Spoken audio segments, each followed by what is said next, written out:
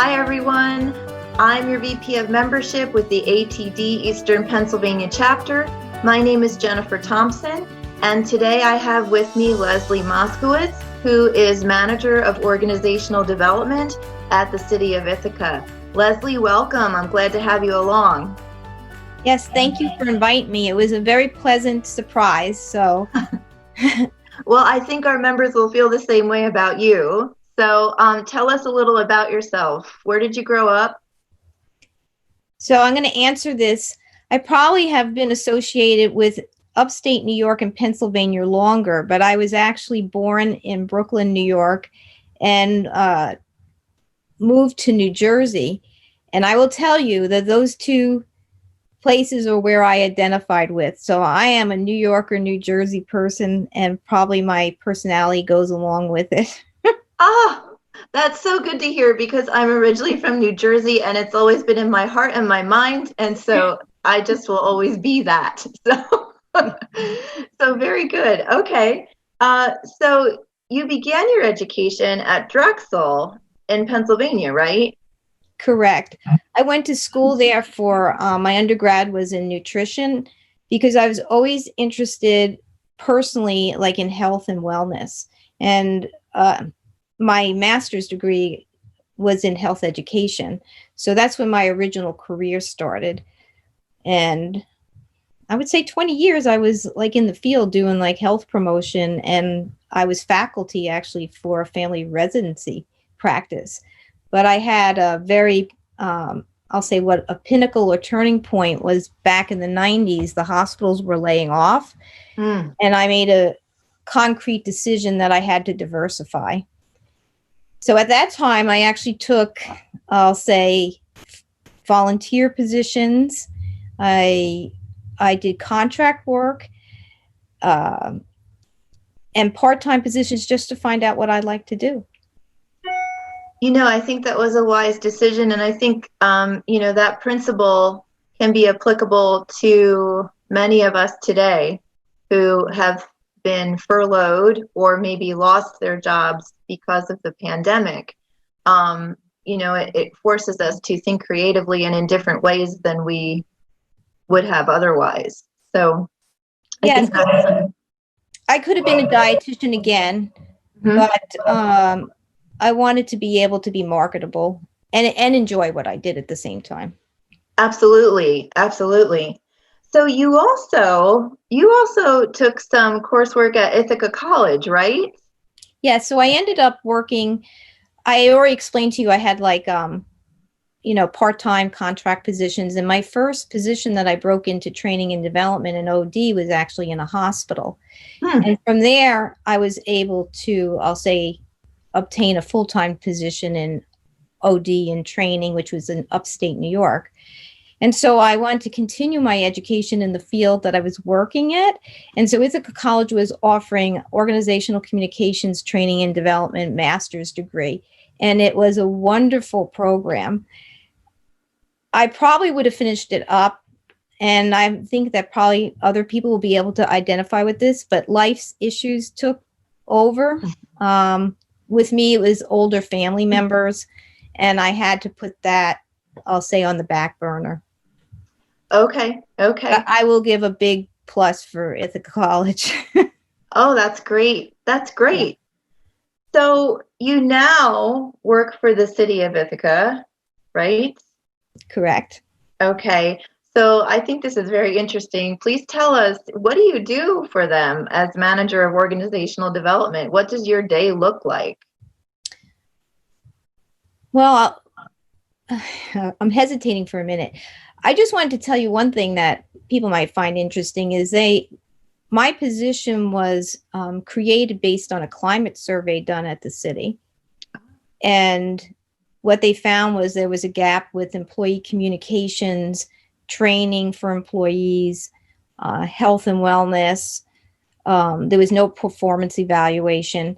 So my main responsibilities have to do with performance management, employee communications, training and development, change management. And then I just got added on health and wellness just because I had that background. Hmm. And the one other thing I wanted to add is that, so my day is different all the time. I'll give you an example in a minute. But I work in government, and the administration, the mayors can change over time, depending on how many terms that they get, and depending on their focus, changes up what I do. So for the number of years I've been working at the city, it has not always been the same. But let me just think of right now. I'm working on an employee bulletin. I just ran a Zoom onboarding orientation. Hmm. I ran flu clinics because it's that time of the year.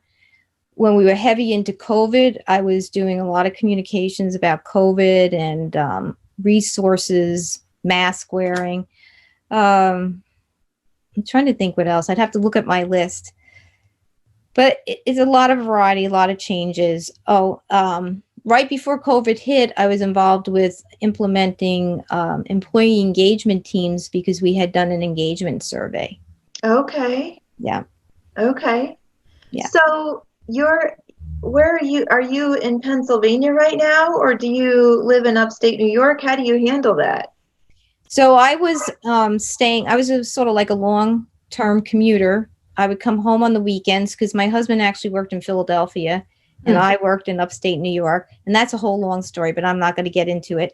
But I stayed up there during the week and then came home on the weekends to be with him. But then I had I still maintain hours doing nutrition work on the weekend. Oh my goodness. Oh my Yeah. goodness. Yes, yes. I maintained that 20-year career because I was actually a nutritionist in the military for the reserves. Oh my goodness, Leslie, thank you for your service on that. And yeah, that's amazing. You certainly are not bored, and you haven't been out of work during this time. Is that correct? Um, no, I wouldn't invite anybody over to my house though, because that's where it suffers. Okay. I don't have it all. I don't think anyone does. I don't think Right. anyone does.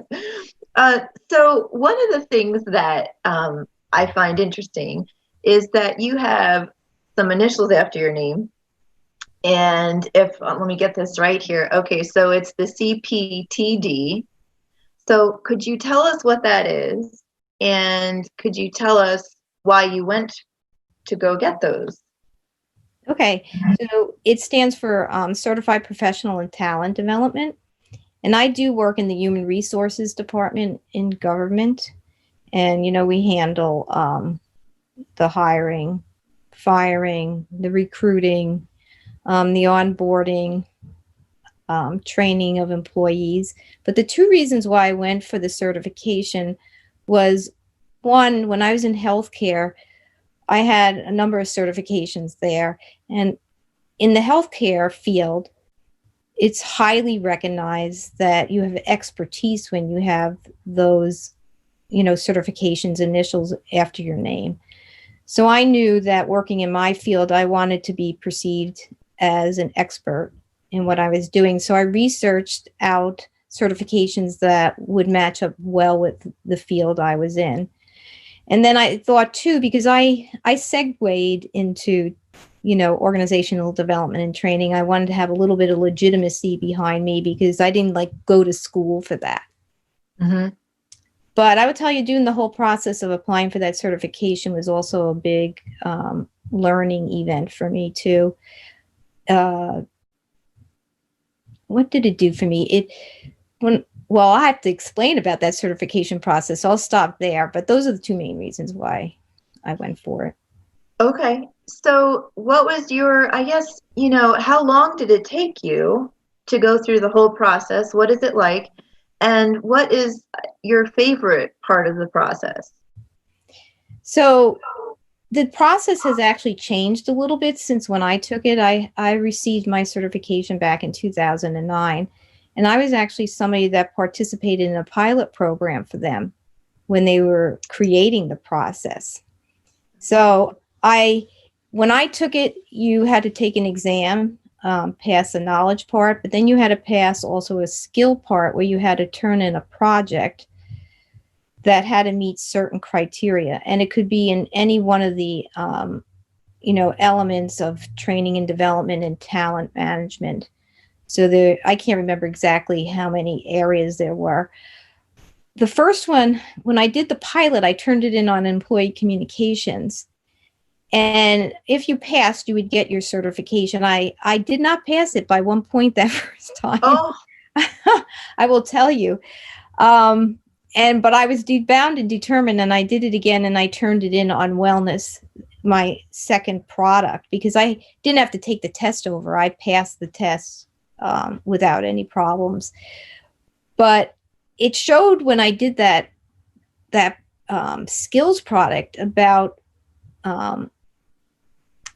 sort of how organized and process oriented you had to be in your job in order to really effectively hand in this information. So I actually appreciate it. I would say it took me maybe a year to get it because there was 2 submissions. okay. I did the pilot and then I had to do it. But now there's an exam. And I spoke to them today. I said, I noticed you don't have to do the product anymore. I think it's probably too time intensive, if they're getting a lot of people to do it. But they have a case management section part of the exam where they give real life scenarios and people have to respond to them. That's how they address the skill area. Okay. So would you recommend this to our membership? I would, because if you're for 2 reasons. One, if you're into self-learning, I think it's a good experience. But ATD has gained traction over time. And now when I see positions being offered, they are putting CPTD, just like they do the SHRM. You see it on jobs now. When I first started out, not so much. Now you see it of like a requirement or a preference. I've noticed that too, Leslie. You're right. When I was in organizational development, that wasn't there yet. And yeah, now I'm seeing it on job requirements for applications. Yeah. Yes. So do you have a piece of advice that you'd like to give our membership, something that, you've learned over your career or something that you've benefited from that's been meaningful to you? Yes, I would say, because I've had a long career now, hindsight is always is to, I'm trying to see how I can say it succinctly. Always look for opportunities to take to learn, because you don't know what door is going to open up. So the fact that if you can volunteer for something, or at work if they have a committee that you can serve on, or even taking some coursework, it doesn't necessarily have to be like the grad school or whatever. But like I said, you just don't know what doors will open up. So I just wouldn't be happy settled into one position, because sometimes you become antiquated if you don't have sort of like these multi kinds of skills. And sometimes I made decisions that were purposeful, which I'm happy about, and sometimes things just happened by accident. But it really has helped me well to be a volunteer, serving in that military at the times, and also being involved at work in various capacities. So that's what I would tell people, that because look at these furloughs. If people have different kinds of skills, they definitely have maybe more opportunity for themselves. Absolutely. I think that's a great piece of advice. And I think that goes along with the field that, many of us were in or still are in with organizational development. We should just never stop learning. Mm-hmm. It just should be part of who we are. And I think it adds to who we are as human beings, and also can certainly add to the business community and our community at large. Leslie, if our members wanted to get in touch with you, do you have an email or a phone number where they can reach you if they're interested in talking with you about the certification or more about what you do? Yeah, my phone number is 484 725 And my email is leslielm@hotmail.com. And that's leslielovemichael@hotmail.com. All right, there we go. So if you want to get in touch with Leslie, you have a way to do it. And thanks for joining us. And we'll see everybody at our next member spotlight.